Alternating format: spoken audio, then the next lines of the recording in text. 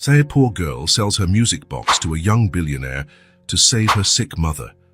But when he opens it and sees the photo inside, he begins to cry uncontrollably. The snow fell slowly outside the window when Emma woke up. 5 years old, and with responsibilities bigger than many adults, she slipped out of bed without a sound. The tiny apartment was much too quiet. She knew what that meant. Her mother hadn't slept well again. "Mum," Emma whispered, poking her head into Sarah's bedroom. Sarah lay there, paler than the cheap sheets. She opened her eyes slowly and forced a smile. "Good morning, my love," she said in a weak voice. "Did you sleep well?" Emma nodded, even though it wasn't true. The nightmares had returned, the ones where she was alone in the world. She climbed onto the bed and snuggled beside her mother, feeling the faint warmth that came from her. "I'm going to make your medicine," Emma said, brushing a strand of hair away from her mother's face. "You don't have to, Key, sweetheart. Rest a little longer." But Emma was already on her feet. She knew the routine better than her own breathing. Warm water, white and pink pills, light meals Sarah rarely managed to eat. The money would run out in 3 days. The medicine in 2.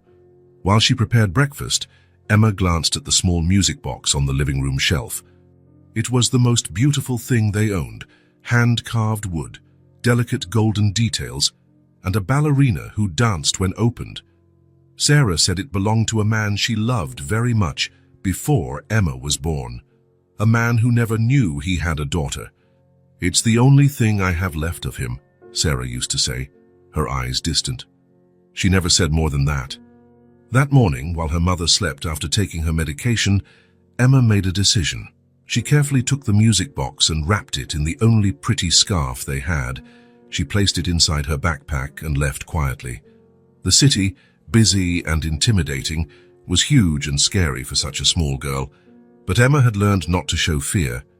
She walked 6 blocks until she reached the street lined with stores. She'd been there before, staring at the displays with her mother, back when the illness wasn't so advanced. She knew exactly where to go. The sign reading Antiques and Curiosities was a bit faded. The bell above the door chimed when Emma went in. The place smelled of old books and polished wood. "May I help you?" asked an older man with white hair from behind the counter. Emma swallowed hard. I want to sell this." She took the box out of her backpack, carefully unwrapping the scarf. The music box gleamed under the store's lights, as if it had a life of its own. The man adjusted his glasses. "An interesting piece, but I don't buy things from children." "Where are your parents?" "My mom is sick," Emma answered, with the dignity that only children forced to grow up too fast can have. "We need money for medicine." The man hesitated. At that exact moment, the bell on the door rang again. Ryan Carter rarely entered antique shops.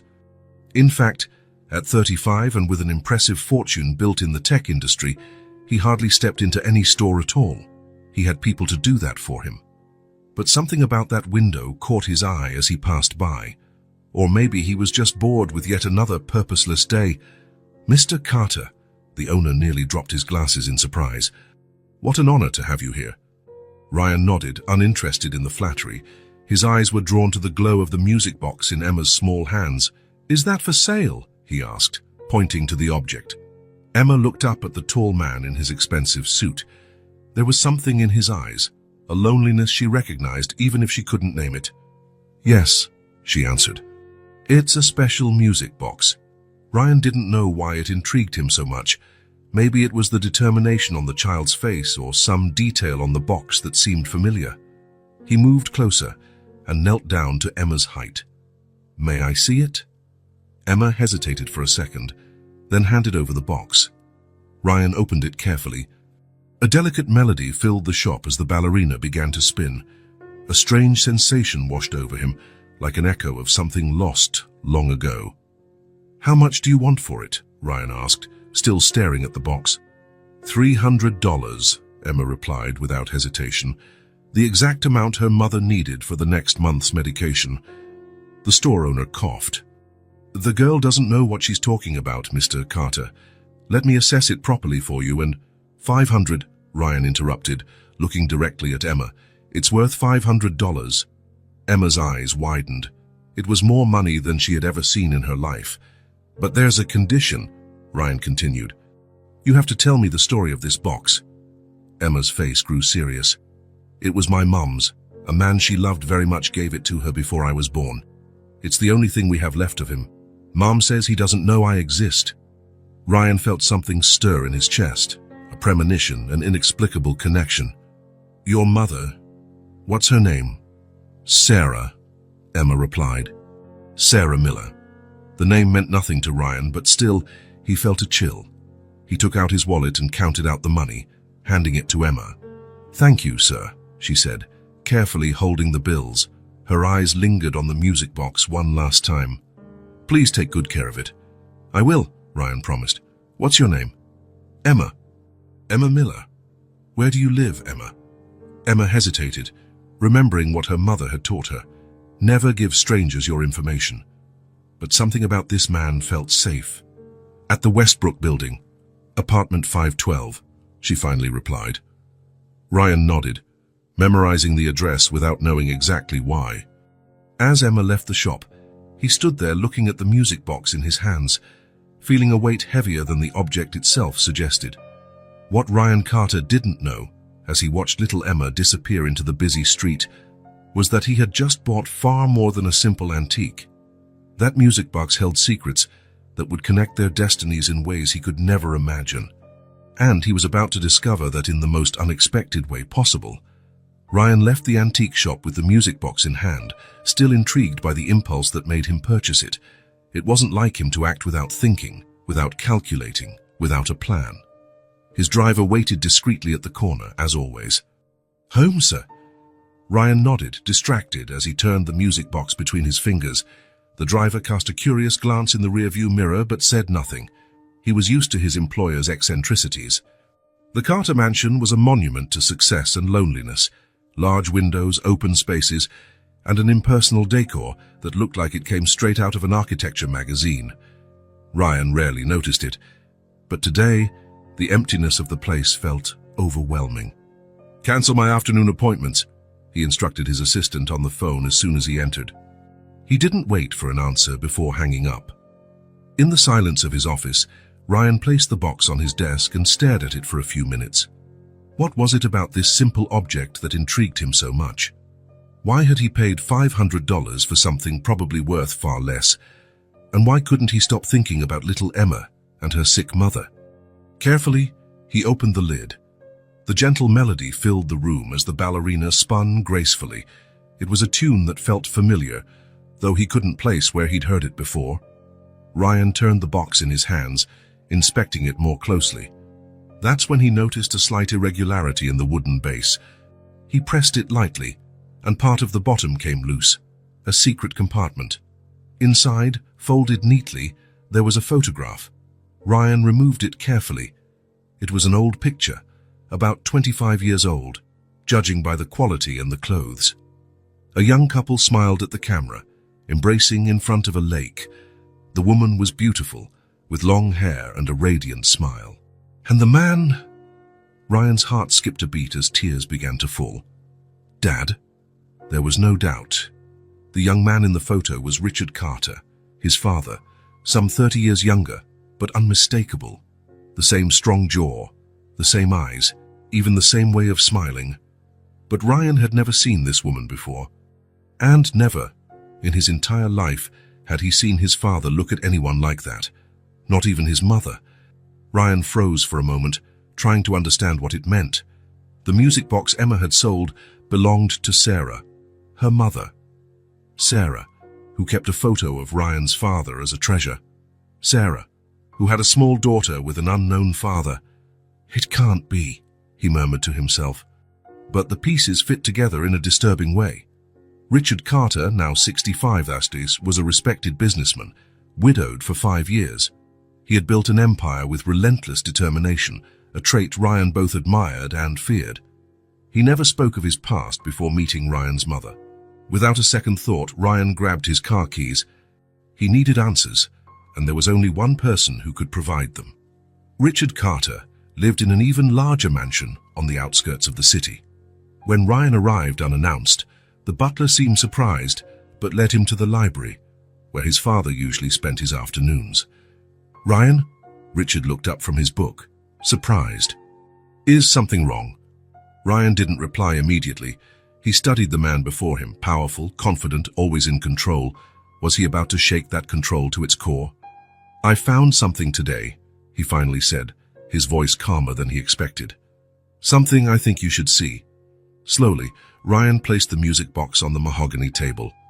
Richard looked at it with a neutral expression, showing no recognition. But when Ryan opened the lid and the melody began to play, Ryan saw something change in his father's eyes, a flicker of emotion quickly suppressed. "It's a pretty piece," Richard commented, his voice pointedly casual. "Where'd you find it?" "A girl sold it today at an antique shop. She said it belonged to her mother." Ryan paused, observing his father's reaction. Then, without another word, he held out the photograph. The effect was immediate. The color drained from Richard's face. His always steady hand trembled visibly as he took the photo. For a moment, he seemed to age 10 years right then and there, in front of Ryan's eyes. "I thought I'd never see this again," Richard murmured, so softly that Ryan almost didn't hear. Silence fell between them like lead. Ryan waited, giving his father time to find his words. "Who is she?" Ryan asked at last, when the silence became unbearable. Richard took a deep breath. His eyes never left the photo. "Catherine," he replied, his voice heavy with emotion. "Catherine Miller." Ryan felt a chill. Miller, the same last name as Emma and Sarah. She was... Richard hesitated, as though the words were painful. "She was the love of my life." The confession, so simple yet so devastating, caught Ryan off guard. In all his life, he had never heard his father speak like that. "But I thought you and Mom..."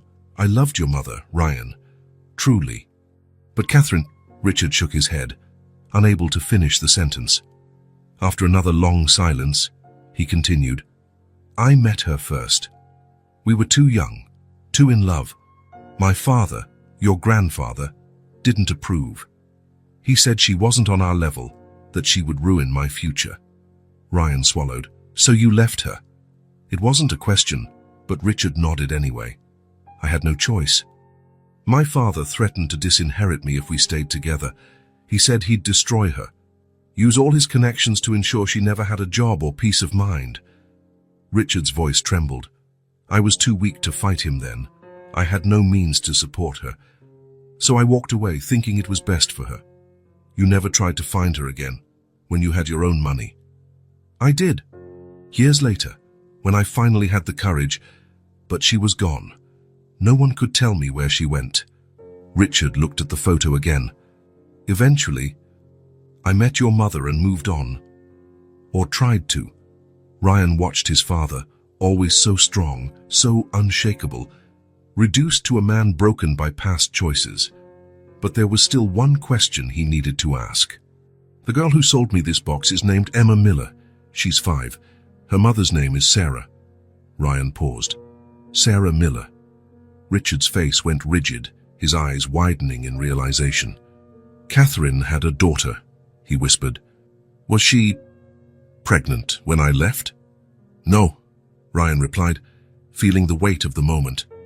"But if Sarah is Catherine's daughter, and you never knew she existed..." The implication hung in the air like a heavy cloud. Richard brought a hand to his mouth, shock evident in every line of his face. "I have a daughter, and a granddaughter." Ryan nodded slowly. "If this is true, yes."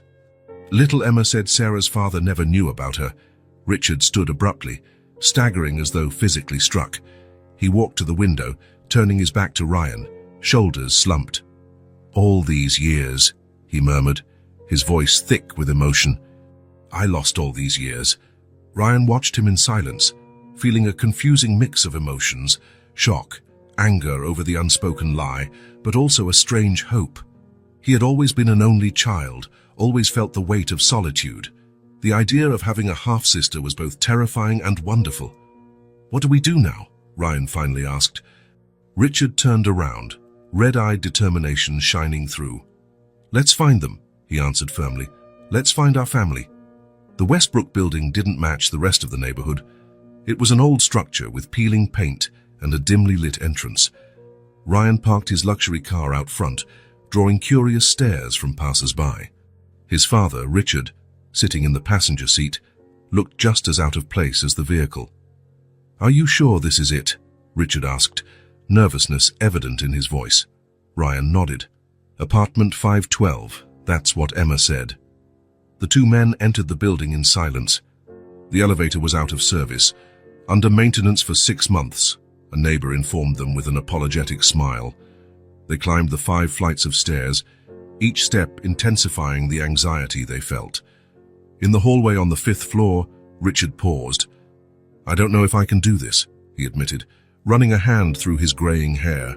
"What if she hates me? What if she wants nothing to do with me? We don't even know if she's really your daughter," Ryan reminded him, though all signs pointed that way. "Let's just talk. Find out the truth." They reached apartment 512. The door was worn, the blue paint peeling at the edges. Ryan took a deep breath and knocked. After a few seconds, they heard light footsteps approaching. The door opened, and there stood Emma, her eyes going wide as she recognized Ryan. "Did you come back for the music box?" she asked, confused. "I don't have the money to return to you now." "No, it's not that," Ryan said quickly. "I just wanted to talk to your mom. Is she home?" Emma hesitated, suspicious, glancing from Ryan to Richard. There was something familiar about the older man she couldn't place. "My mom's resting," she finally said. "She hasn't been feeling well." "It's important," Ryan insisted gently. "I promise we won't bother her too long." After another moment's hesitation, Emma opened the door fully. "Come in, I'll see if she's awake." The apartment was small but clean and organized. Framed photos decorated the walls, most of them showing Emma at various ages. Ryan noticed one in particular, a young woman holding a baby, smiling despite the exhaustion in her eyes. Probably Sarah, he thought. Richard seemed unable to move, taking in every detail of this environment, searching for any sign of the life he had never known. Emma returned a few minutes later. "Mom said you can come in." They followed her down a short hallway to a simple bedroom. Sarah was sitting up in bed, propped against pillows. Ryan felt a pang seeing her condition. Pale, thin, but with a quiet dignity that demanded respect. She had Emma's eyes, intelligent and cautious. "My daughter said you wanted to speak with me," Sarah began, her voice stronger than her appearance suggested. "What's this about?" Ryan stepped forward. "I'm Ryan Carter. We met indirectly yesterday when I bought a music box from your daughter." Sarah frowned, glancing at Emma. "You sold the music box, the one in the living room?" Emma bowed her head. "We needed money for your medicine, Mum." Sarah's face softened. "Oh, Emma." She turned her attention to the visitors. "Thank you for buying it. It had sentimental value, but, well, some things are more important." Ryan hesitated, then took the photograph from his pocket. "I found this hidden in the box." Seeing the image, Sarah's face went pale. She took the photo with trembling hands. "This photo, my mother never wanted to tell me much about this man. All I know is that he was her great love, but something tore them apart before I was born." Her voice faltered. "Where did you find it?" "There was a secret compartment in the base of the box," Ryan explained. Then, taking a deep breath, he gestured to the man beside him. "This is my father, Richard Carter." Sarah's eyes moved slowly from the photo to Richard. Understanding gradually dawned on her face, followed by confusion, then shock. "I don't understand," she murmured. "What does this mean?" Richard stepped forward tentatively. "The woman in that photo," he said, his voice thick with emotion, "is Catherine Miller, your mother." Sarah clutched the blanket, as if seeking something to steady herself. "How do you know my mother's name? Who are you?"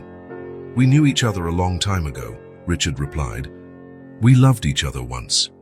The silence that followed was heavy, filled with unasked questions and unspoken truths. Emma looked from one adult to another, sensing something significant was happening, but not understanding exactly what. "My mother never mentioned a Richard," Sarah said finally, her voice a bit sharper. "She only said my father was someone she loved deeply, but circumstances kept them apart before I was even born. She said he never knew I existed." Richard swallowed. It's true. I didn't know. If I had known... How long were you together? Sarah asked. 2 years. The best of my life. Richard seemed to struggle with each word. My father. My family didn't approve. They threatened us. I was young, scared, with no resources to protect her, so I left thinking it was best for her. Sarah closed her eyes for a moment. When she opened them again, tears shimmered. She never got over you, she said quietly. Even after all these years, even having moved on briefly with another man, there was a part of her that always belonged to you. Richard stepped closer to the bed, tears flowing freely now. Catherine, is she... He couldn't finish the question. She passed away 3 years ago, Sarah answered softly. Cancer, the same thing I have now. Richard staggered as though he'd been physically struck. Ryan caught him by the arm and helped him into a nearby chair. Too late, Richard murmured. Always too late. Ryan looked at Sarah, this woman who was likely his half-sister, and felt an inexplicable bond. There was something familiar about her, beyond physical resemblance. Maybe it was the same quiet determination he recognized in himself. I know this is a shock, Ryan said, addressing Sarah, for all of us. But I think there's a possibility, a strong possibility, that we're siblings. Sarah looked at him for a long moment. Half-siblings, she finally corrected. Then, with a sigh, that would explain a lot of what my mother used to say. That I had his eyes, the same stubborn streak. Emma, who had been watching everything in silence, finally spoke. Does that mean he's my grandpa? She pointed to Richard. The simple, direct question brought everyone back to the present reality. Sarah glanced at her daughter, then at Richard, unsure. If what we're thinking is true, yes, she answered carefully. But we need to be sure. A DNA test can confirm it, Ryan suggested. If you agree. Sarah nodded slowly. Then she looked again at Richard, who appeared lost in his own sorrow. My mother never blamed you, she said gently. She understood why you left.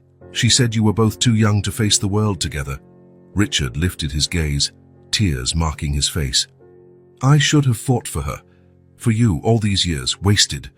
There's still time, Sarah said, though the statement seemed to surprise even herself.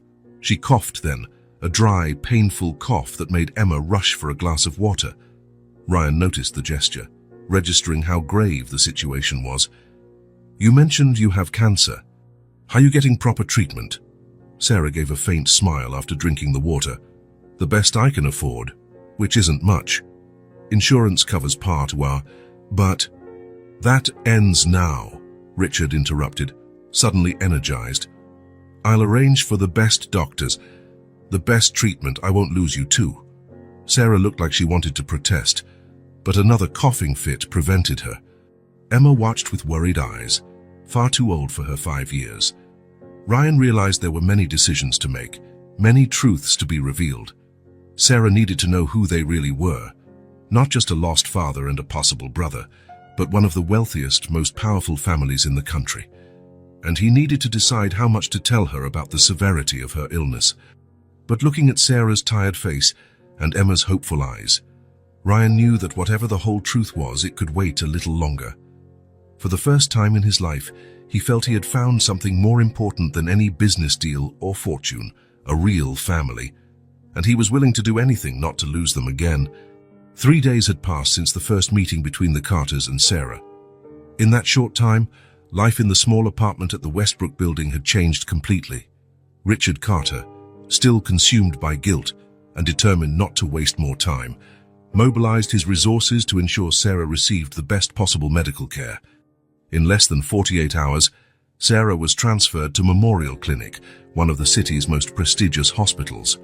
The doctors, surprised by the sudden upgrade in her status, now treated her with extra attention. Emma watched it all with a mix of hope and confusion, trying to understand how her life had changed so drastically. That afternoon, Ryan arrived at the hospital carrying a small suitcase containing items Emma had requested from home. He found the girl in the waiting room, swinging her legs that didn't quite reach the floor. How's your mum today? Ryan asked, sitting down next to her. The doctors say she's stable, Emma answered, carefully pronouncing the word stable as if she'd just learned it. But she sleeps a lot. Ryan nodded, once again impressed by the child's maturity. I brought the things you asked for. Is your mum awake now? Yes. She asked about you. Emma took the suitcase, then looked at Ryan with curiosity. Are you really my mum's brother? The direct question caught him off guard. Well, we're not absolutely certain yet. The DNA test will confirm it in a few days, but yes, it seems like I am. Emma considered this for a moment.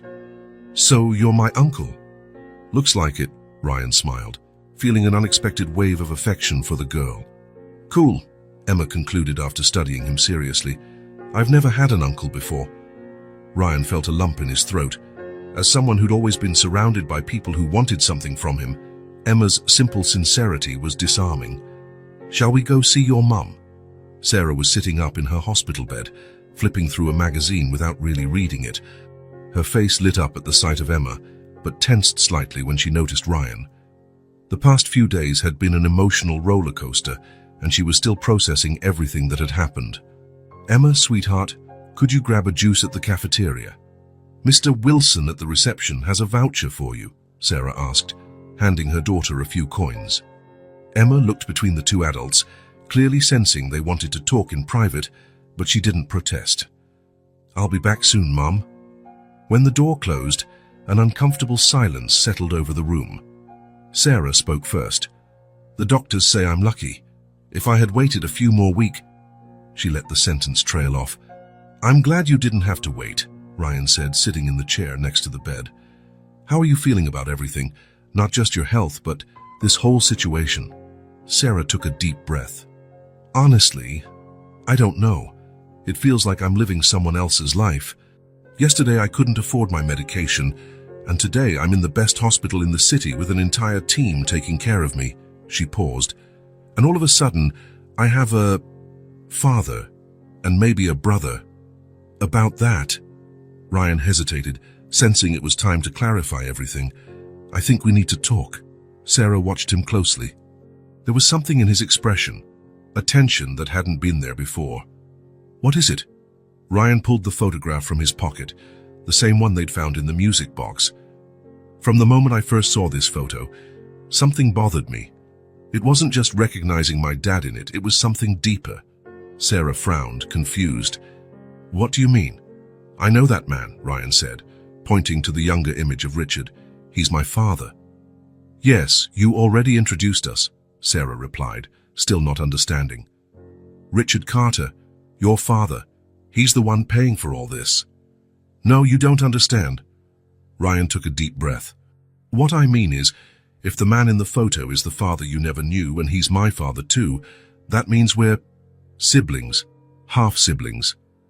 Sarah's face froze in shock. She grabbed the photo from Ryan's hand, examining it as though seeing it for the first time.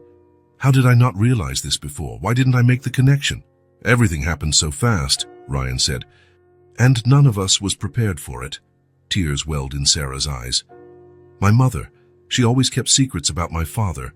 She only said he had to leave, that his family would never accept their relationship. She never mentioned names or details. My father told me everything, Ryan said gently. He loved Catherine, your mother, deeply, but my grandfather threatened him. Not just with disinheritance, but with using his power and connections to ruin Catherine's life if they stayed together. So he abandoned her, Sarah said, her voice tinged with bitterness. He thought he was protecting her, Ryan clarified, though he understood Sarah's hurt. He was young, scared, and by the time he had the courage and resources to look for her years later, Catherine had vanished. He never knew about you. Sarah was silent for a long moment, absorbing this revelation. When she spoke again, her voice trembled with emotion. My whole life, I wondered who my father was, whether he thought about me, whether he ever regretted leaving us. And now I learn he didn't even know I existed. It's a lot to process, Ryan acknowledged, and I understand if you need time, or if you want nothing to do with us. But I want you to know that even before I found out we might be siblings, I felt a connection to you and Emma. Something led me to that shop on that specific day. Something made me buy that music box. Maybe it was fate and maybe just coincidence, but I'm grateful for it." Sarah studied him for a moment. "Do you really believe that? That we're siblings?" "We'll know for sure in a few days when the DNA test comes back, but yes, I do. Look at us. We have the same face shape, the same jawline. And something else, something intangible I recognized from the start." Ryan gave a small smile. "Besides, it explains why I felt so protective of Emma. Must be my uncle instinct." That elicited a small smile from Sarah, the first genuine one Ryan had seen. But the moment was interrupted by a violent cough. Ryan rushed to help her, offering water and calling for a nurse. When it passed, Sarah was clearly exhausted. The nurse adjusted her medication and advised her to rest. "We'll finish this conversation later," Ryan said, worried. "Get some rest for now." Sarah grasped his arm as he turned to leave. "Thank you for telling me the truth." Ryan nodded and left the room, finding Emma in the hallway with her juice. "Your mom's resting now," he said gently. "How about we go to the cafeteria and get something to eat?" In the weeks that followed, everyone's lives revolved around the hospital. Richard Carter appeared daily, attempting to draw closer to Sarah through small gestures, flowers, books, stories about Catherine he had kept locked away for decades. Some days, Sarah could talk to him calmly. On others, she barely tolerated his presence. "It's not fair," she confided to Ryan during one of her chemotherapy sessions. "Part of me wants to accept all of this. A wealthy father who can solve all my problems, a brother who showed up out of nowhere. But another part resents him for not being there when you needed him," Ryan finished, holding her hand as the medication dripped through the IV. "I get it." "Did you grow up without him too?" Sarah asked, curious. Ryan shook his head. "Not in the same way. He was physically around but emotionally absent, building his empire, making sure I had everything except what really mattered, his time, his attention." "Seems like neither of us had the father we needed," Sarah observed. "Maybe he can still be the grandfather Emma needs," Ryan suggested. Sarah glanced out the hospital window, where Emma and Richard were sitting in the garden. The older man explained something about the flowers, and the little girl listened attentively. She took to him so quickly. Kids are like that. They forgive easily. They accept people as they are in the present, without the weight of the past. "What about you?" Ryan asked. "Do you think you can ever forgive him?" Sarah didn't answer immediately. "I don't know if it's about forgiveness. He didn't know I existed. What I need to decide is whether I want to build something new with him now, or if it's too late." The DNA test confirmed what they all suspected. Sarah was indeed Richard Carter's daughter, and Ryan's half-sister. Though the news was expected, it unleashed another wave of emotions for everyone. For Richard, it was final validation of his love for Catherine. For Ryan, confirmation that his family had expanded. For Sarah, a truth she was still learning to accept. But as they tried to navigate this complex emotional web, Sarah's health took a serious turn for the worse. After a series of tests, her medical team called a family meeting. "The cancer is progressing faster than we anticipated," explained Dr. Morris, the head oncologist. "Her liver is severely compromised. We'll continue the current treatment, but we need to begin considering the possibility of a transplant." Richard paled. "A liver transplant? How urgent is that?" "It's not an immediate emergency," replied the doctor. "But within 3 to 6 months, if there's no significant improvement, that will be our best option." "What are the chances of improvement with the current treatment?" Ryan asked. "We're being aggressive with chemotherapy," the doctor said. "But in these cases, it's hard to predict. We'll monitor her closely and adjust as necessary." Richard looked devastated. "Do whatever it takes, doctor. Money is no object." "I understand, Mr. Carter, but at this point, the best support you can provide is emotional. Sarah will need you all throughout this difficult treatment," the doctor replied kindly. When Sarah was informed of the severity of her condition, she tried to maintain composure, but fear was evident in her eyes. "I'll get through this," she said, mostly to herself. "For Emma, I don't have a choice." "You're not alone in this fight," Ryan assured her, taking her hand. "We're here now." "You barely know me," Sarah said. "We're blood relatives, But we're not really a family, not yet. Family is built over time through shared experiences. Then let's build it, Ryan said with determination, day by day. Richard watched the interaction between his children with a mix of hope and anxiety, torn between the joy of finding a lost daughter and the fear of losing her so soon after finding her. The situation created a strange bubble around them, a family trying to reconnect under the shadow of a serious illness, learning to navigate unfamiliar waters. "We need time," Ryan told her that evening during a visit. "Time to really get to know each other." "Why?" Sarah asked, genuinely puzzled. "Why do you care so much?" Ryan sat on the edge of the bed. "You know what else I bought when I purchased that music box? A second chance. I've spent my entire life accumulating wealth, power, success, and at the end of the day, I went home to an empty house. No real purpose, no genuine connections, until I met you and Emma." "I don't want your pity," Sarah warned. "It's not pity," Ryan replied firmly. "It's recognition. That may be what I've been looking for all along, is something money can't buy. A real family." Sarah studied her newly discovered brother's face for a long moment. She saw determination in his eyes, but also vulnerability and genuine hope. For the first time since meeting him, she looked past the successful businessman, beyond the privileged son of Richard Carter. She saw just a man yearning for connection, the same way she had always yearned. "I don't know if I can take all this in at once," she admitted. "It's a lot to process." "I understand," Ryan said. "We can take it slow." Even as they talked, both knew time wasn't on their side. Sarah's health continued to deteriorate faster than the doctors had predicted. The clock was ticking, but neither wanted to face that reality just yet. Autumn gave way to winter and then to spring. Trees in the park were painted in shades of red and gold, eventually shedding their leaves in the cold and now sprouting again in brighter colors. Sarah watched the changing scenery from her hospital window, feeling trapped between two worlds. The intensive treatment over the past weeks had left her physically weakened, but her mind remained active and restless, filled with unanswered questions and conflicting emotions. When the door to her room opened, she didn't need to turn around to know who it was. She recognized the hesitant footsteps of Richard Carter. "May I come in?" he asked, though he was already inside. Sarah nodded, still looking out the window. "Emma is in school. Ryan went to pick her up." "I know." Richard came closer and stopped beside her. "I came to talk to you, just the two of us." There was something in his voice, a rare fragility for a man so powerful, that made Sarah finally turn and look at him. Over the past few days, she had studied his face, searching for pieces of herself, of her mother, even of Emma. It was strange seeing parts of her own features in a man who was essentially a stranger. "About what?" she asked, more bluntly than intended. Richard sighed and sat in the chair by the window. "About everything, about Catherine, about you, about all these lost years."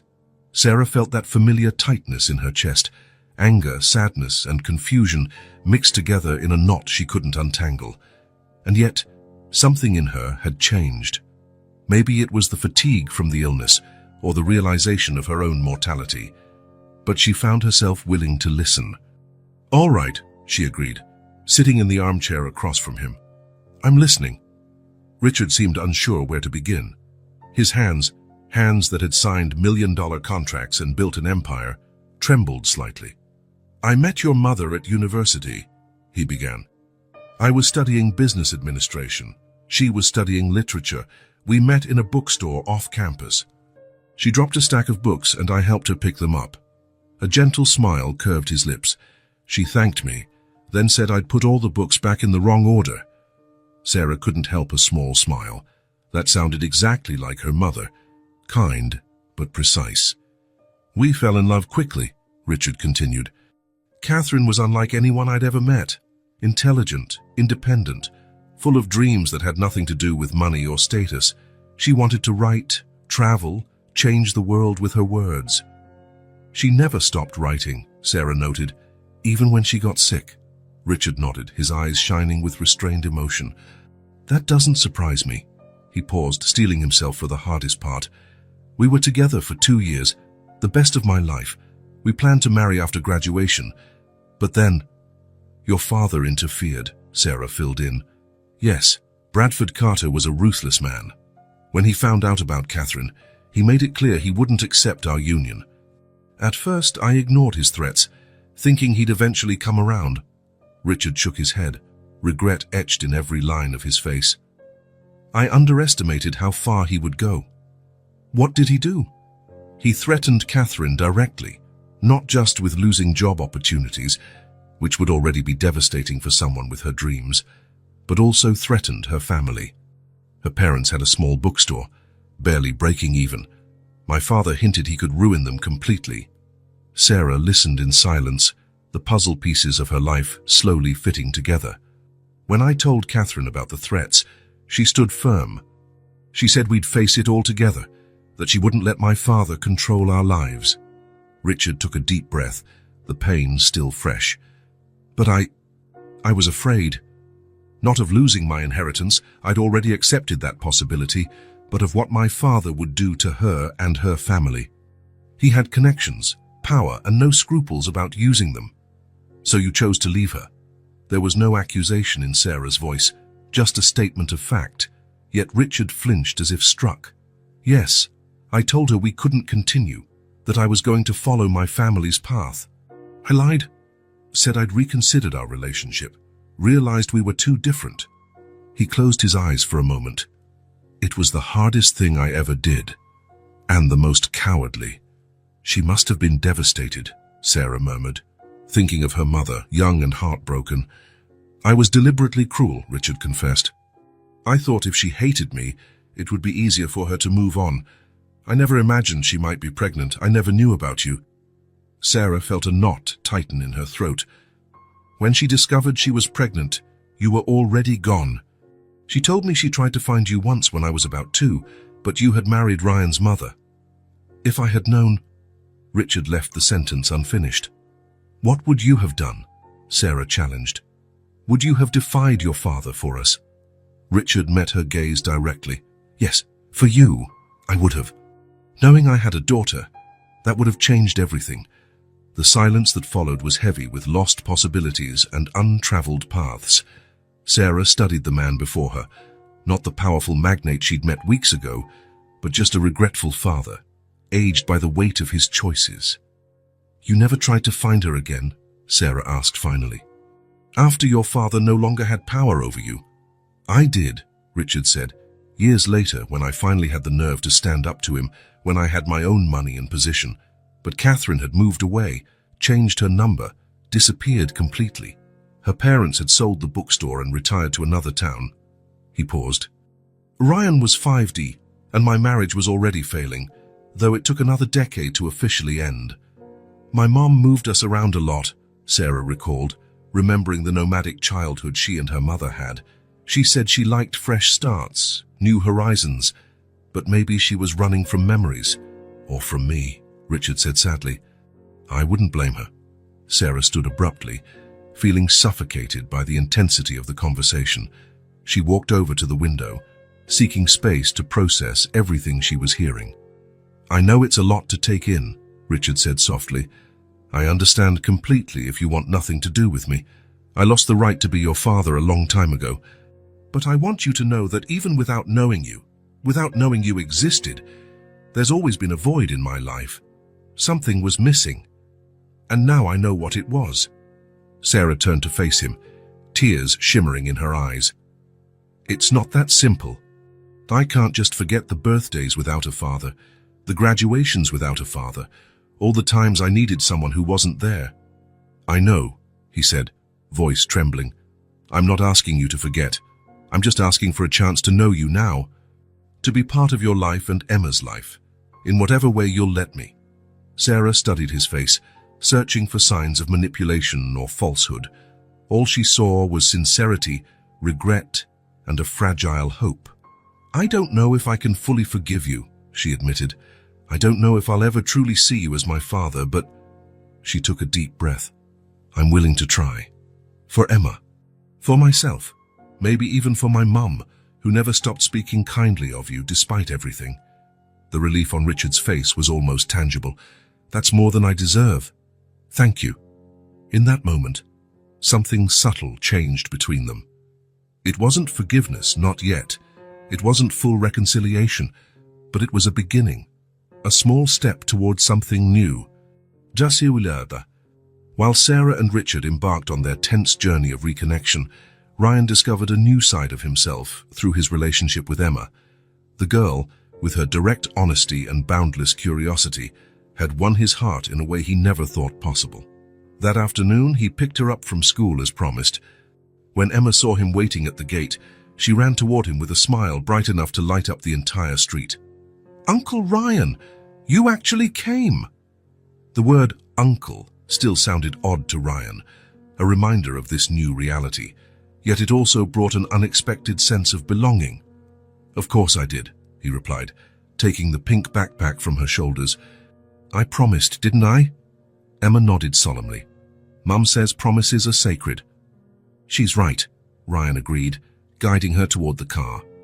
On the drive back to the hospital, Emma talked non-stop about her day at school, about the new friend she'd made, about the drawing she planned to give her mom. Ryan listened intently, fascinated by how she viewed the world, without cynicism or filters, purely curious and joyful. "You really do like my mom, don't you?" Emma suddenly asked, cutting off her own story about the schoolyard. The question caught Ryan by surprise. "Of course I do, she's my sister." Emma studied him with her perceptive gaze, so much like Sarah's. "But you just met her. How can you like someone you just met?" Ryan thought for a moment, choosing his words. "Sometimes you just feel a connection with someone, like you've known them somehow. Then you discover things about them that make you admire them more and more." "Like what?" Emma pressed, genuinely curious. "Well, your mom is incredibly strong. She raised you on her own, looked after you during a really tough illness, and never gave up even when everything seemed impossible." Ryan smiled at the girl. "That makes me admire her a lot." Emma absorbed that in silence for a moment. "You're strong too," she declared. "You're rich, but you're not mean like the rich people in stories." Ryan couldn't help laughing. "Thanks, I guess. I try not to be mean." "Grandpa Richard isn't mean either," Emma continued, moving on to the next topic with a child's ease. "He looks sad sometimes, but he's nice. He gave me a book about stars yesterday." Ryan felt a pang, not exactly jealousy, but a strange melancholy. His father had never been the type to give him books or spend quality time. It was interesting to see Richard trying to be a different kind of grandfather. "Do you like him?" Ryan asked casually. Emma nodded enthusiastically. "He knows lots of cool things, and he said he'd take me to see the stars through a real telescope when Mom gets better." Ryan smiled, infected by the girl's optimism. "I'm sure your mum will love that trip too." When they arrived at the hospital, they found Sarah calmer than in previous days. There was a new serenity on her face, as if some internal storm had finally begun to subside. "We had a good talk," was all she said when Ryan asked about Richard, who had left just before they arrived. In the following days, Ryan watched with interest as the relationship between Sarah and Richard slowly blossomed. It wasn't easy. There were tense moments, muffled arguments, silent tears. But there were also tiny instances of connection. Richard bringing Catherine's favorite books he'd kept all these years, Sarah sharing stories of Emma's childhood, the three of them discussing poetry, a shared passion they'd unexpectedly discovered. For Ryan, it was like watching a delicate dance, full of advances and retreats. He did what he could to support Sarah without pressuring her, respecting her space and time. During chemotherapy, he held her hand, telling silly stories to distract her from the discomfort. On nights she was too tired, he read stories to Emma, making sure the girl's routine wasn't entirely disrupted by her mother's illness. Gradually, a new family dynamic began to emerge. Imperfect, fragile, but genuine. Richard visited daily, bringing his newly acquired medical knowledge and the determination to make up for lost time. Ryan split his schedule between work, now managed mostly through video calls from the hospital, and this new family. And Emma, at the center of it all, acted as a bridge connecting everyone, her innocence and unconditional love breaking down barriers the adults might never have surmounted on their own. One afternoon, while Emma napped on the hospital room sofa, Sarah turned to Ryan with a thoughtful expression. "He really is trying," she said, referring to Richard, who had just left to get them dinner. "Yeah, he is," Ryan agreed. "I've never seen him like this before. So vulnerable, so human." Sarah sighed. "It's hard. Part of me wants to hate him for what he did, leaving my mother, missing all my childhood. But another part," as she paused, "another part understands the impossible circumstances he was in, and I see how he is with Emma, how he's trying with you, too." "With me?" Ryan sounded surprised. Sarah offered a soft smile. "Haven't you noticed? He's trying to reconnect with you as well. All those years consumed by building an empire, pushing you to follow in his footsteps. I think he finally realizes what he missed out on." Ryan thought about it. It was true. His father had changed in the past few weeks. Their conversations were more genuine, less business-oriented, more focused on feelings and desires. "I think you're right," he admitted. "This situation changed all of us. Hopefully for the better," Sarah replied, looking fondly at Emma, who slept peacefully. "Definitely for the better," Ryan said, following her gaze. The road ahead would still be difficult. Sarah's health, the growing bond with Richard, the wounds of the past needing time to heal, all were significant challenges. But in that moment, sitting together in the comfortable silence of the hospital room, watching Emma's peaceful sleep, there was a palpable sense of hope. Bonds had been broken in the past, but new connections were being forged, one piece at a time, day by day. And for the first time, Ryan felt the walls he'd built around his heart start to crumble, replaced by something far more valuable, the love of a family he never knew he needed, until he found it. The morning started like any other in the new apartment Ryan had rented for Sarah and Emma, close to the hospital. The last few weeks had brought an almost normal routine to this newly formed little family. Sarah was responding well to treatment, Emma was attending a new school where she quickly made friends, and Ryan was balancing work and family in a way he never thought possible. Even Richard visited regularly, slowly building a relationship with the daughter and granddaughter he'd only just discovered. On that Tuesday morning, Emma had just left for school with Richard, who insisted on taking her personally. Ryan was in the makeshift office in the living room, participating in a video conference, when he heard a noise coming from Sarah's room. Something about the sound, a dull thud followed by silence, triggered an alarm in his mind. He ended the meeting abruptly and ran to the bedroom. Sarah was lying on the bathroom floor, pale as a sheet, a thin line of blood trickling from the corner of her mouth. "Sarah!" Ryan dropped to his knees beside her, heart pounding. She was conscious, but barely, her eyes struggling to focus. "I'm calling an ambulance." "No," she tried to protest, but her voice was barely a whisper. "I'm fine, just dizzy." But Ryan already had his phone at his ear, explaining the situation with the forced calm of someone used to crises in business, even as his personal world threatened to collapse. While waiting for the ambulance, he carried Sarah back to her bed, alarmed by how light she felt, as though the illness was eating her away from the inside.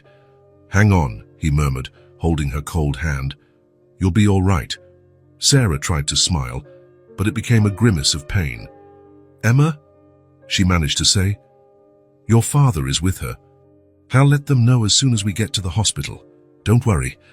The ambulance arrived within minutes, one of the perks of living in a nice neighborhood, Ryan thought bitterly, recalling how in Sarah's old apartment they might have waited 3 times as long. The paramedics worked quickly, stabilizing Sarah and moving her onto a stretcher. "I'm coming with her," Ryan insisted, leaving no room for argument. During the ride, while the paramedics monitored Sarah's vital signs, Ryan texted Richard to explain the situation briefly, asking him to keep Emma at school for now. There was no point in scaring her yet. Then he called Dr. Morris and Sarah's oncologist. "I'll be waiting for you," the doctor assured him, worry evident in his voice. "I'm gathering the team." At the hospital, everything blurred. Sarah was rushed for tests, while Ryan was directed to a private waiting room. Alone in the oppressive silence, he felt for the first time the full weight of the situation. His sister, this woman he barely knew a few months ago but who had become so important, could be dying at this very moment. An hour later, Richard arrived, his face etched with concern. I left Emma with the school counselor, told her Sarah felt unwell and we had to come here. I didn't want to frighten her. Ryan nodded, grateful for his father's sensitivity. Who would have guessed the ruthless Richard Carter could show such kindness? Any news? Richard asked, sinking heavily into the chair beside Ryan. Nothing yet. They're running tests. Richard ran a hand over his face, seeming suddenly much older than his 65 years. This can't be happening, not now. Not when I've finally found her. Ryan looked at his father with a mix of compassion and surprise. He had never seen him so shaken, so human. The doctors here are the best. She's in good hands. You don't understand, Richard said, voice thick with emotion. I lost everything with Catherine, the chance to love her, to build a life with her. And now, when I finally find our daughter, when I finally have a chance to know her, he couldn't finish the sentence, words catching in his throat. Ryan didn't know what to say. In business, he always had the right words, the perfect strategy, but facing his father's raw pain, he felt helpless. Mr. Carter, Mr. Ryan. Dr. Morris's voice interrupted. Both men stood up at once. How is she? They asked almost in unison. The doctor signaled for them to sit down again. His serious expression didn't bode well. Sarah's condition has deteriorated significantly. The cancer has spread faster than we predicted, and her liver is severely compromised. Richard paled. But she was responding to treatment. In the last consultations, you said there was improvement. There was initial positive response, yes, but that's common in certain cancers. Temporary improvement followed by an aggressive relapse. The doctor took a deep breath. I'm sorry, but the current treatment won't be enough. It's become more urgent than we anticipated. What does that mean? Ryan asked, a chill spreading through him. It means we need to consider a liver transplant immediately, not as a future plan, but as a current necessity. The word hovered among them like a sentence. Transplant. So simple to say, so complex to achieve. What are the chances? Richard asked, trying to keep his voice controlled, though his trembling hands betrayed his agitation. With a compatible donor and a successful surgery, the odds are good. Sarah is young and, despite the illness, her other organs are functioning well. The doctor paused. The problem is finding a donor in time. How much time do we have? Ryan's question was direct, clinical. Weeks, not months, the doctor replied honestly. I've already put her on the national waiting list, but I must be frank, wait times are long, even in urgent cases. What about a living donor? Ryan asked, the decision already forming in his mind. I know people can donate part of their liver. Dr. Morris nodded. Yes, that's an option. The liver has a remarkable capacity to regenerate. Both donor and recipient can have a functional organ after the procedure. I want to be tested, Ryan declared without hesitation. Right now. Richard looked at his son with a mix of pride and fear. Ryan, you need to think carefully. This is a serious surgery with real risks. There's nothing to think about. Ryan's voice was firm, surprising even himself. She's my sister. I want to be tested too, Richard insisted, turning to the doctor. Immediately. Dr. Morris shook his head sadly. I'm afraid your age and cardiac history disqualify you as a donor, Mr. Carter. The risks would be too high. Richard seemed to deflate, as though something vital had been drained from him. The sense of powerlessness, alien to his life of privilege, consumed him. He couldn't use his money, power, or influence to save the daughter he had only just found. It devastated him. May I see her? He asked the doctor, his voice barely audible. She's sedated now, but yes, you can see her briefly. In the meantime, I'll initiate the protocols for Mr. Ryan's compatibility tests. Sarah was hooked up to machines that monitored every aspect of her condition. Tubes and wires seemed to engulf her frail figure against the stark white hospital sheets. Richard stayed by her side, holding her limp hand, while Ryan was taken away for his donor evaluation. Blood tests, imaging exams, psychological assessments, all were done urgently. Because it was an emergency with a direct donor, the results were expedited.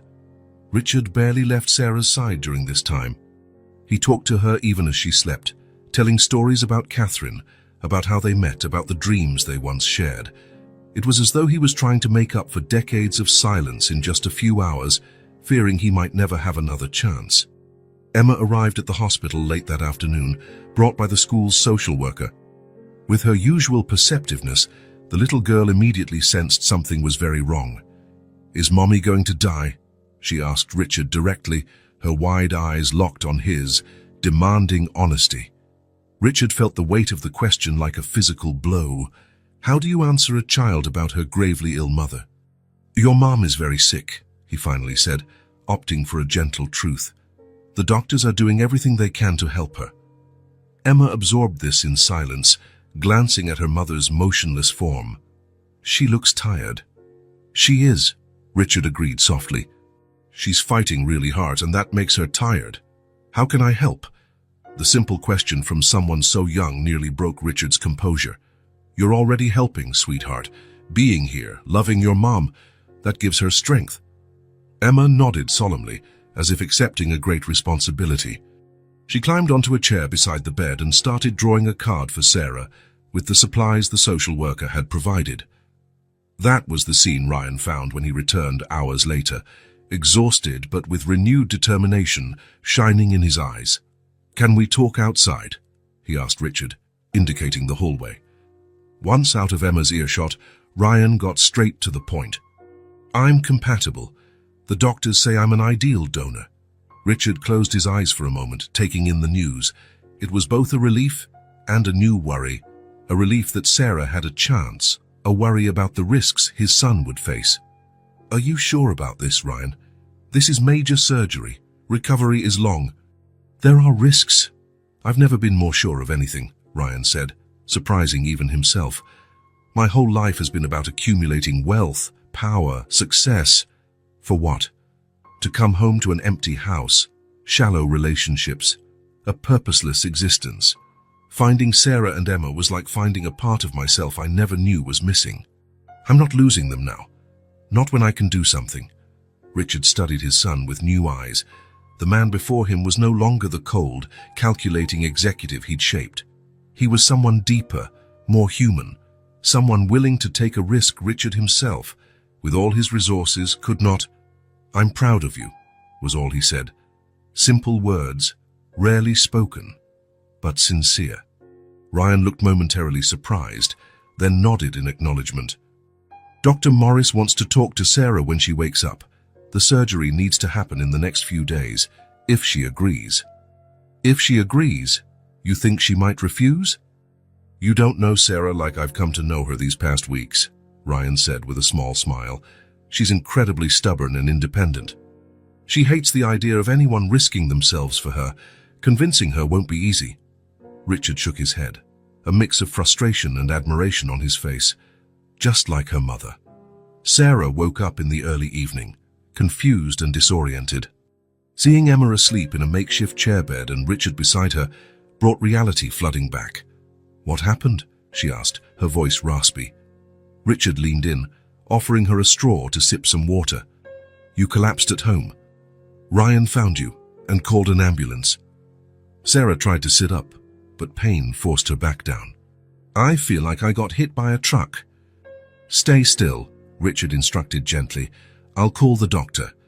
Dr. Morris arrived minutes later, accompanied by Ryan. Calmly, he explained what had happened, the rapid progression of her disease, the failure of the current treatment, the urgent need for a transplant.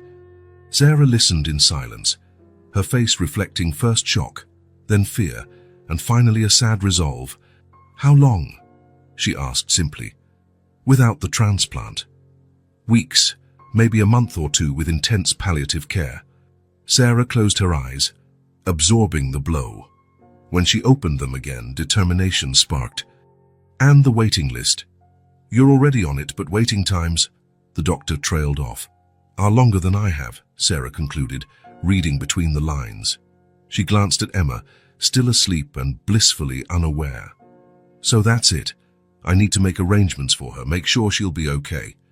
"There is another option," Ryan interrupted, unable to hold back any longer. "A living donor." Sarah frowned for a moment before realization hit. "No, absolutely not."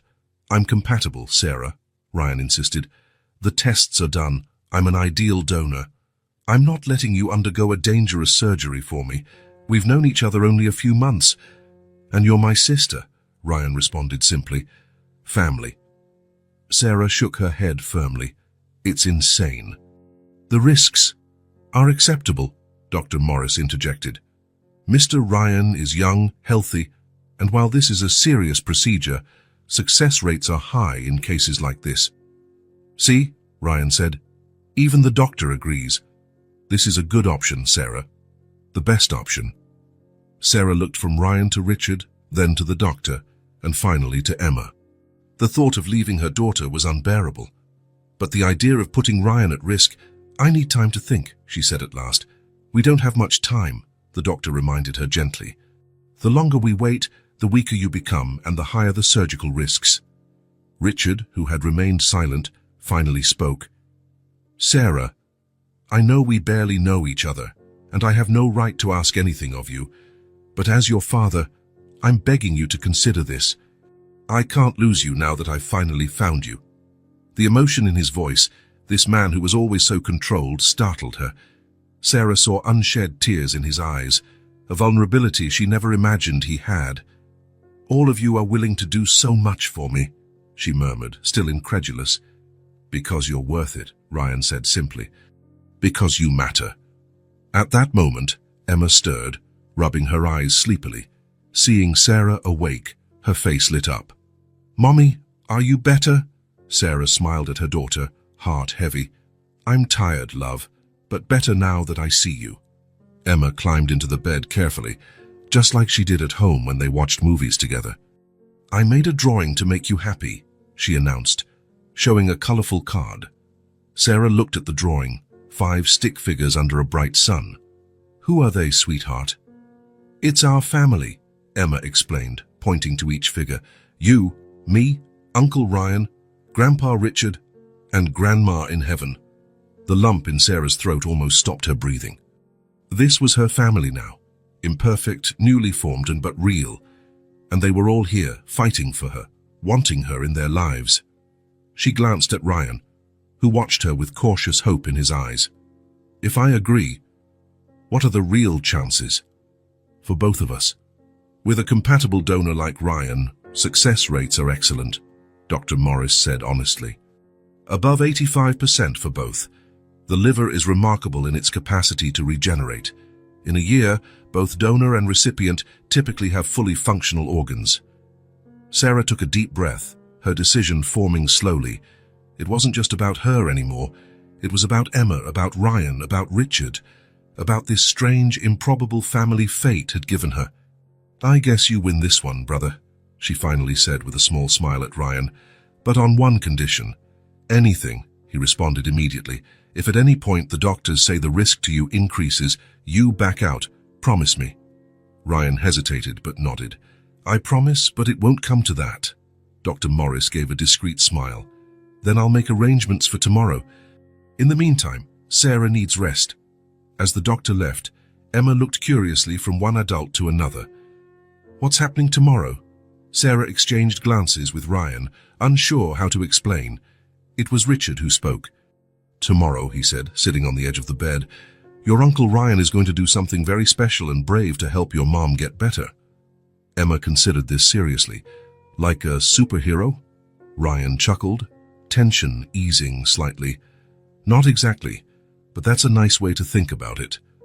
Are you going to be okay, Mom? Emma asked, eyes large and hopeful. Sarah pulled her daughter closer, kissing the top of her head.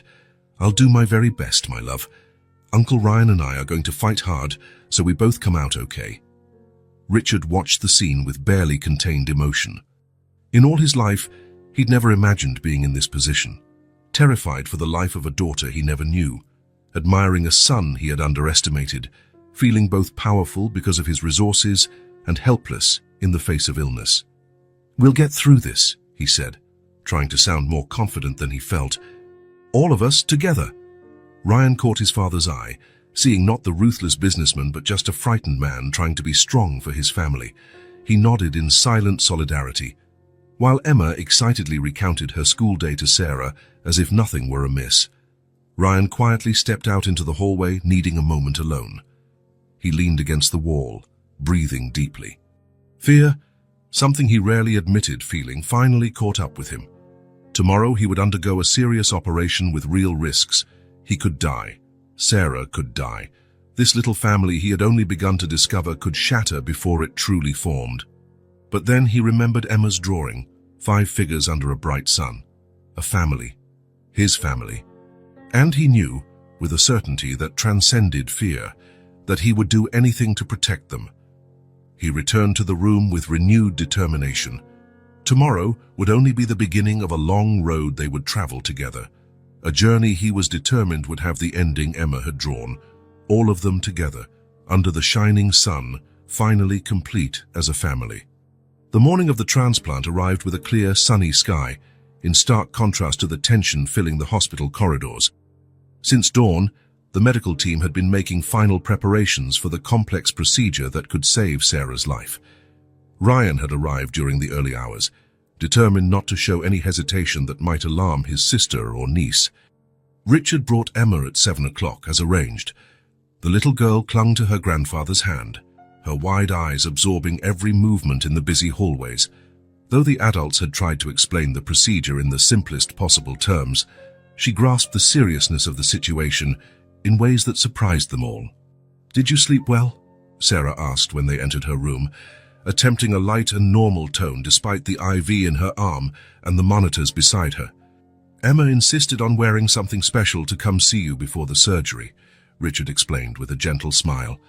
"She said she needed to look pretty for the important occasion." Sarah opened her arms to her daughter, who climbed carefully onto the bed, mindful of the tubes and wires. "You look beautiful, my love," Sarah whispered, adjusting the red bow headband Emma wore. "And very brave." Emma only nodded, her eyes studying her mother's face as if memorizing every detail.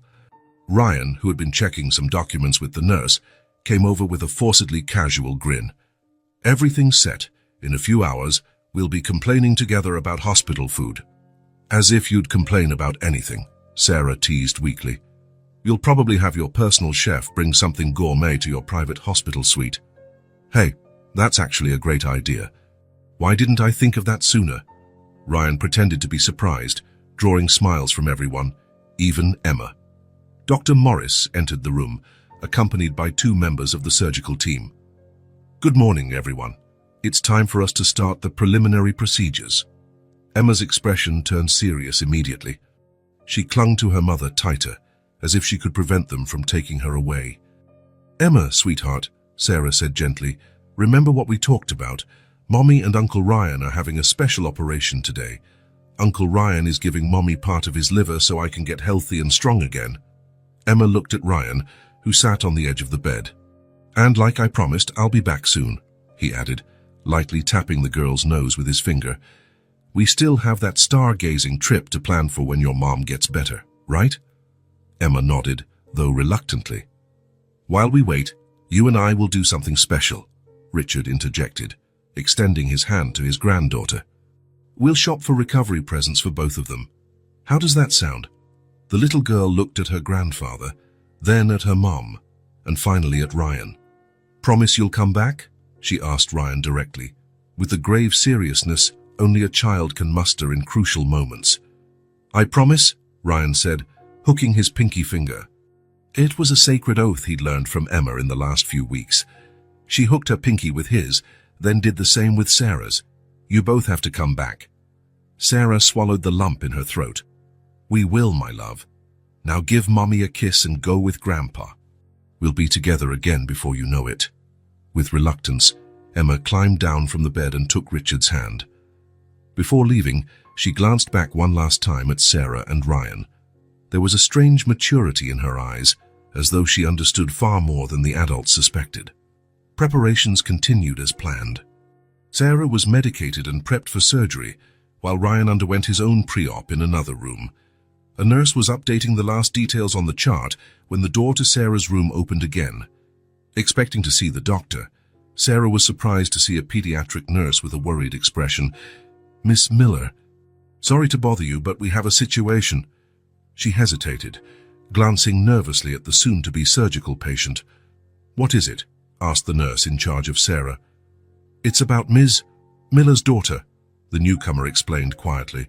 "Emma, she disappeared." "What do you mean, disappeared?" Sarah immediately tried to sit up, causing alarms to beep. "And what do you mean she's gone?" "Mr. Carter left her in the children's playroom while he went to buy her a hot chocolate. He was gone less than 5 minutes, and when he returned, she wasn't there. We've been searching all over the floor, but I thought you should know." Panic seized Sarah. "My daughter is lost in this huge hospital, and you're telling me just now. Cancel the surgery, we need to find her." The nurse in charge tried to calm her. "Sarah, please, try to stay calm. I'm sure they'll find her quickly. It's not possible for a child to leave the hospital unnoticed." "You don't know Emma," Sarah replied, trying to remove the sensors attached to her. "She's small and smart. If she doesn't want to be found, she won't be. I need to go look for her." The pediatric nurse hurried off to inform the search teams, while the other tried to keep Sarah from standing. At that moment, Ryan entered the room, already dressed in a hospital gown. "What's going on?" I heard raised voices. "Emma disappeared," Sarah said, tears streaming down her face. "Ryan, she vanished. She was with your father and she's gone." Ryan went pale but quickly regained composure. "I'll find her," he declared firmly. "Sarah, you have to stay calm. You can't get agitated like this before surgery." "Surgery? You think I'm going into surgery while my daughter is missing?" "Sarah, listen," Ryan said, grasping her hands. "Emma's somewhere in this hospital. They'll find her, I promise, but you need to trust me and stay here, ready for the procedure. If we miss this window..." He didn't need to finish. They both knew delaying the surgery could worsen her already critical condition. The transplant was urgent. "I'll find her," Ryan repeated, looking into his sister's eyes. "Trust me." Sarah, exhausted and out of options, nodded reluctantly. "You have 20 minutes. After that, surgery or not, I'm going to look for my daughter." Ryan rushed out, finding Richard in the hallway, distraught and guilt-ridden. "I went to get her hot chocolate. I was gone less than 5 minutes," he explained, voice trembling. "When I came back..." "It doesn't matter now," Ryan cut him off. "We have to find her quickly. You've spent time with her over the last few weeks. Where would she go if she was scared or upset?" Richard thought hard. "She's been asking a lot of questions about God recently. She asked if Grandma is in heaven, if God takes care of sick people." "The chapel," Ryan concluded instantly. She might have gone to the hospital chapel. Without wasting time, they headed for the elevator. The chapel was on the ground floor, near the main entrance, a peaceful spot many families sought during difficult times. They arrived to find the door slightly ajar, the space lit by the soft glow of votive candles. Ryan motioned for Richard to wait at the entrance and walked in quietly, down the center aisle. He saw no one on the benches, so he kept looking, guided by an instinct he couldn't explain. That's when he spotted a little red shoe peeking out from under the last pew in the darkest part of the chapel. He approached slowly so as not to startle her. "Emma," he called gently, kneeling by the pew. Under the bench, curled into a tight ball, was Emma. Tears stained her face, and she clutched a small teddy bear Richard had given her the week before. "Hey, everyone's looking for you," Ryan said softly, keeping his voice calm and kind. Emma didn't reply, just looked at him with tearful eyes. "Can I sit with you?" he asked. After a moment of hesitation, she gave a small nod. Ryan sat on the floor beside the pew, respecting the space she'd carved out for herself. "Your mom's worried," he commented after a few moments of silence. "I know," Emma whispered, barely audible. "Want to tell me why you're hiding here?" Emma hugged her teddy bear tighter. "I asked a nurse if the surgery was dangerous." Ryan understood immediately. "And what did she say?" "She said all surgeries have risks," Emma replied, new tears threatening to spill. "If you give your liver to my mom, are you going to die?" The direct, fear-filled question hit Ryan like a punch to the gut. He opened his arms, and Emma finally emerged from her hiding place, throwing herself into his chest, sobbing freely now. "No, little one, I'm not going to die," he reassured her, holding her close. "People have 2 parts of their liver, you know? We only need 1 part to live well. So I can give your mom a piece of mind and still be just fine. Promise." she sobbed into his shirt. "I promise, I'll be fine, and your mom will be fine too. That's why we're doing it." Emma pulled back a little, searching his eyes for the truth children instinctively know how to sense. "Okay, then I'll let you help Mommy," she finally declared, as though her permission were the missing piece. Ryan smiled, feeling a lump in his throat. "Thank you, Emma. That means a lot to me." Richard appeared at the chapel door, relief spreading across his face when he saw Emma in Ryan's arms. He quickly sent a message to the hospital staff, letting them know the girl was safe. "Shall we head back?" Ryan suggested gently. "Your mum's waiting to see you before the surgery." Emma nodded, wiping her tears with the sleeve of her coat. She clung to Ryan's hand on the walk back, as if afraid he might vanish. Seeing Sarah's relief upon seeing Emma was indescribable. The medical team, understanding the circumstances, allowed a few extra minutes for the family before beginning final preparations. "I'm sorry I disappeared, Mummy," Emma murmured, curled beside Sarah on the narrow hospital bed. "I was scared."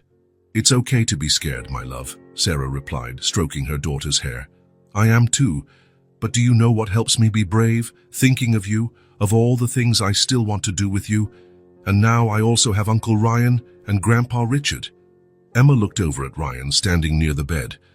"Are you really going to be okay after the surgery?" "I'll be fine," he assured her. "Maybe a little tired for a few days, but soon enough I'll be ready to take you to the amusement park, like I promised." Dr. Morris entered, signaling it was time. Richard lifted Emma into his arms, and she said goodbye to her mother and uncle with tearful kisses, but no more protests. "We'll be waiting for you," Richard promised, emotion evident in his normally controlled voice.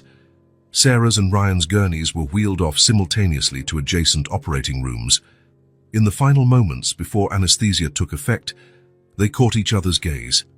A silent communication passing between siblings fate had separated and reunited in the most unlikely ways.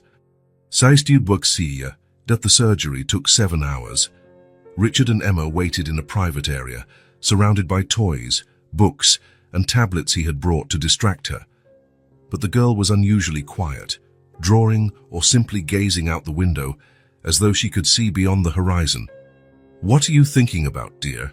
Richard asked after hours of contemplative silence. Emma lifted her eyes from the drawing. "I'm thinking about how Uncle Ryan gave Mommy a piece of himself. It's like a superpower, isn't it? Giving a piece of yourself to someone else." Richard felt deeply moved. "Yes, it's a kind of superpower. A very special one. Would you give a piece of yourself to Mommy if you could?" The innocent question struck Richard like an arrow. "Yes, Emma. I would give everything I have for your mom, if I could." Emma seemed satisfied with his answer and returned to her drawing, a colorful picture of 4 people holding hands under a big yellow sun. Finally, near early evening, Dr. Morris appeared at the door with a tired but genuine smile. "The surgery was successful," he announced. "Both Sarah and Ryan are stable and responding well. The transplanted liver segment is already functioning, which is an excellent sign." Richard let out a deep breath he'd been holding, as though all his accumulated anxieties were released at once. Emma, grasping that the news was good, smiled and drew red hearts around the figures in her picture. "When can we see them?" Richard asked, voice tight with emotion. "Ryan will be in recovery for a few hours. Sarah will remain in the ICU tonight for close monitoring, but if all goes well, you can have brief visits tomorrow. Emma can see Ryan briefly in a few hours if he's awake." The wait continued, but now with an entirely different atmosphere, relief and hope replacing the fear and anxiety that had filled the day. When they were finally allowed to see Ryan, who was still groggy from anesthesia, Emma approached his bed cautiously. Her eyes scanned the medical equipment and tubes before settling on his pale but smiling face. "You didn't die," she declared with the unvarnished honesty of a child. "I promised I wouldn't. Remember?" Ryan answered in a hoarse whisper. Emma smiled for the first time that day, a radiant smile that seemed to brighten the entire room. "And Mommy won't die either."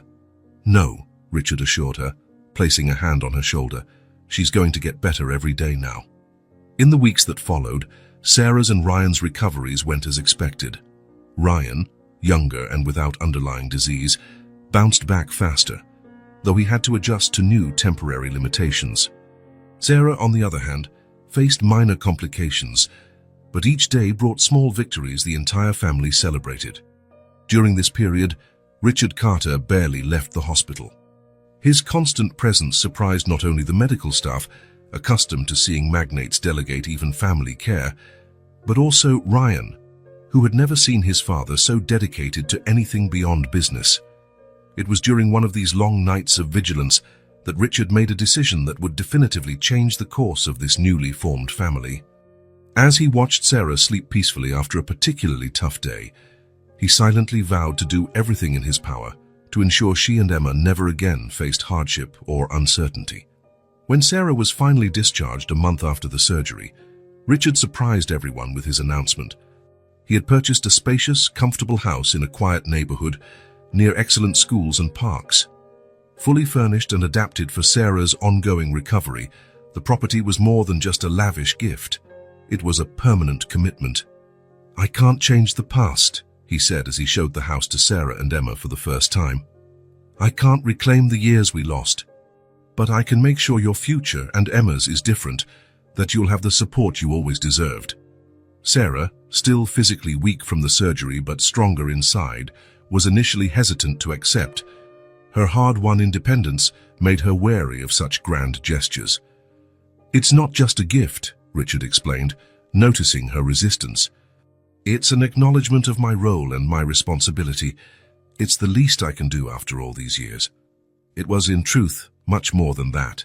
It was his way of saying he finally understood what true family meant, something all his wealth had never taught him before. Ryan, watching as he helped Emma explore her new bedroom, stocked with carefully chosen toys and books, felt a strange sense of wholeness. The chain of events triggered by his impulsive purchase of an old music box had forever changed his life in ways he couldn't have imagined. At that moment, Emma tugged on his hand, leading him to the bedroom window. "Look, Uncle Ryan."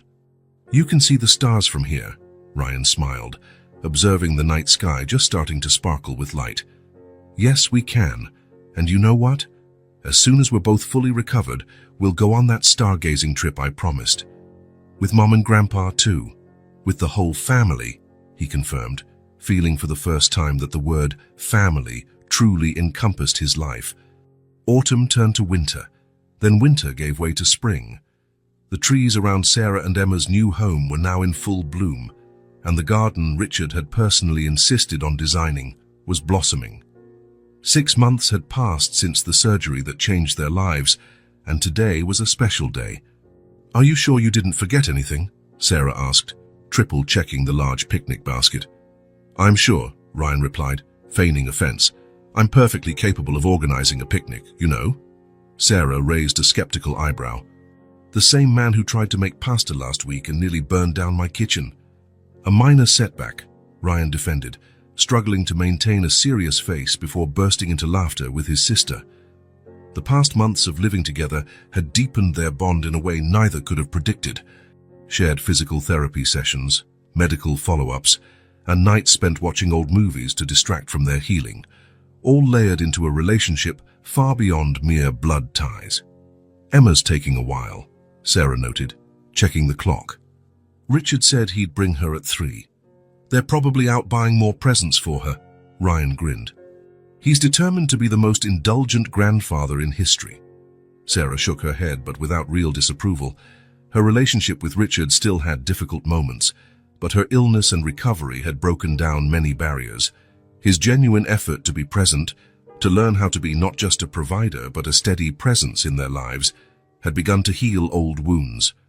"I can't blame him," she said softly. "He's trying to make up for lost time." "And doing a good job," Ryan said, moving to the window. He could see Richard's car pulling into the driveway. "They're here." Emma jumped out of the car before Richard had fully parked. She wore a floral dress and carried a carefully wrapped package. "Mom!" "Uncle Ryan," she called, rushing through the open door Ryan held. "We got a surprise for the picnic." Sarah hugged her daughter, feeling that wave of gratitude that had never left her since the surgery. Each day with Emma was a gift she sometimes couldn't believe she deserved. "What surprise is that, my love?" Emma exchanged conspiratorial glances with Richard, who entered carrying a few shopping bags. "Grandpa, can I show them now?" "Of course, sweetheart," he replied indulgently. "You picked it out yourself." The girl unwrapped the package with care, revealing an instant camera. "Grandpa said we can take pictures today to make a family album. Because now we have a real family to put in it." Sarah felt a knot in her throat. The simplicity with which Emma viewed the world, this childlike ability to accept changes and find the best in them, never ceased to move her. Ryan knelt beside his niece. "That's an awesome idea, Emma. We'll get to keep memories from this special day." Richard observed the scene with an expression that mixed joy and lingering regret. These simple, everyday moments, filled with affection, were exactly what he had missed in decades spent solely focused on building his financial empire. "So," he asked, trying to mask the emotion in his voice, "are we all set for the picnic?" "Almost," Ryan said, exchanging a meaningful glance with Sarah. "There's just one thing I need to grab first." He headed to the small home office he barely used now, splitting his time more evenly between work and family.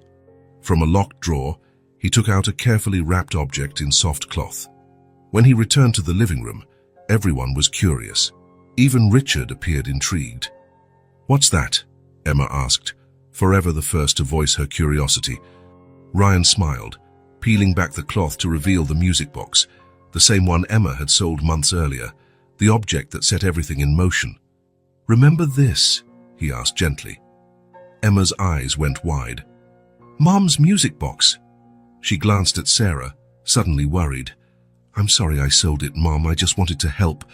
Sarah hugged her daughter. "You did the right thing, sweetheart. If you hadn't sold that box, we never would have found Uncle Ryan or Grandpa Richard. It was the best thing you could have done." Richard stepped closer, gazing at the item with a complex expression. "I never imagined I'd see this again," he whispered. "I gave it to Catherine so long ago. I thought it'd be fitting to bring it today," Ryan explained, "for our first picnic as a complete family, to remind us how it all began." Carefully, he opened the lid. The delicate melody filled the room, carrying with it a sea of memories. The ballerina began to spin, and Emma watched spellbound. "It's so pretty," she whispered. "Your grandmother loved this song," Richard said, tears edging his voice. "It was from an opera we saw on our very first real date. She said the melody was about second chances and destined reunions." "I guess she was right," Sarah remarked softly. They all fell silent for a moment, just listening to the music, each lost in their own thoughts. Emma, with her innate talent for breaking emotional tension at just the right time, finally spoke. "Can we take the box to the picnic? I want to take a picture of it with all of us." Ryan nodded, carefully wrapping the box again. "Of course we can. In fact, I have a surprise for you related to this box, but I'll tell you during the picnic." Emma could hardly contain her excitement as she helped pack the least fragile items into the car. They were heading to a park only 10 minutes away, a quiet spot by a small lake with lots of tall trees. It was special to Sarah, who used to bring Emma there on rare days off, back when she worked 2 jobs to support them. The day was perfect. Blue skies, mild temperatures, a light breeze occasionally rustling the leaves. They found an ideal spot under an ancient oak tree, with a view of the lake. To everyone's surprise, Richard displayed newly found practical skills, spreading out the picnic blanket and organizing the food. After eating and sharing some laughter, Ryan finally retrieved the music box once more. "Emma," he began with a solemn tone that immediately grabbed her attention. "This music box is very special, as you know. Say it was the beginning of everything for us."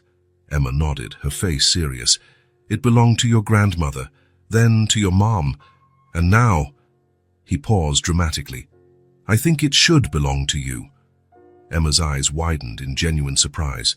"For me? Really?" "Really," Ryan confirmed, placing the box in her small hands. "But there's one condition." Emma looked at him, waiting. "That you promise to keep it safe and never forget the story it represents, the story of our family." "I promise," Emma said with all the seriousness a 6-year-old could muster.